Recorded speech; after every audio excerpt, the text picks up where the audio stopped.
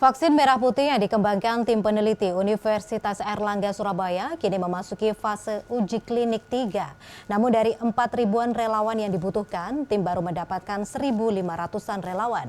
Segala upaya dikerahkan untuk mencari relawan termasuk mendatangi kepulauan terluar di Jawa Timur dan juga Nusa Tenggara Timur.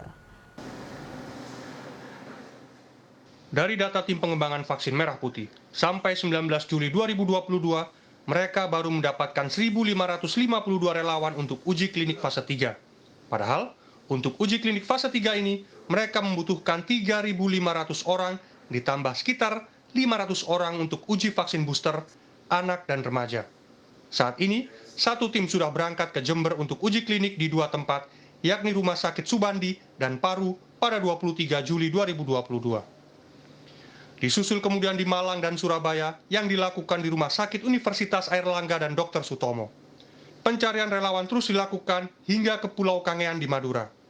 Selain bekerja sama dengan rumah sakit, tim juga menggandeng pemerintah daerah dari level kota kabupaten sampai kelurahan untuk mendapatkan relawan.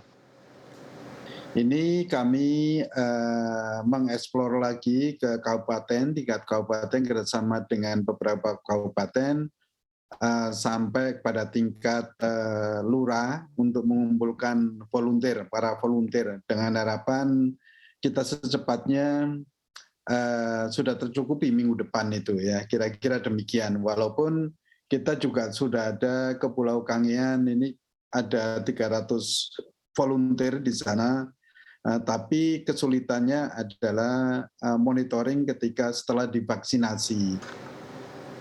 Pencarian relawan juga sampai ke Provinsi Nusa Tenggara Timur. Namun kebanyakan calon relawan di sana lansia dan berada di lokasi yang aksesnya sulit dijangkau. Karena itu, tim pencari relawan berfokus pada beberapa kabupaten di Jawa Timur, misalnya Gresik, Bangkalan, Sampang, dan Sumeneb. Fedik yakin, pekan ini bisa mendapatkan relawan sesuai target. Untuk proses evaluasi, Fedik mengungkapkan tim mempercepat waktu evaluasi dari 28 pasca imunisasi menjadi 14 hari. Ia menegaskan, dalam waktu 2 pekan itu, vaksin sudah bereaksi dalam tubuh sehingga bisa dilakukan evaluasi. Targetnya, pada 17 Agustus mendatang, seluruh laporan uji klinik tiap fase bisa dirilis. Tapi kita maju karena untuk melihat tendensi dari hasil imunisasi itu 14 hari sudah bisa dilihat tendensi naik atau tidak ya. Maka 14 hari setelah imunisasi kita ambil begitu ya. Nah dari situlah bisa kita gunakan sebagai laporan dan argumentasi bahwa vaksin ini baik kan begitu. Ya baik safety-nya juga, ya baik jadi titernya juga atau imunogenisitasnya juga tetap kita pantau begitu.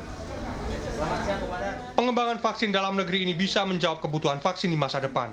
Pasalnya, vaksin yang digunakan saat ini bisa menurun seiring dengan waktu.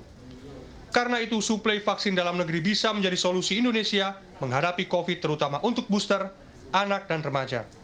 Miftah Farid, Aga Dipa, Surabaya, Jawa Timur.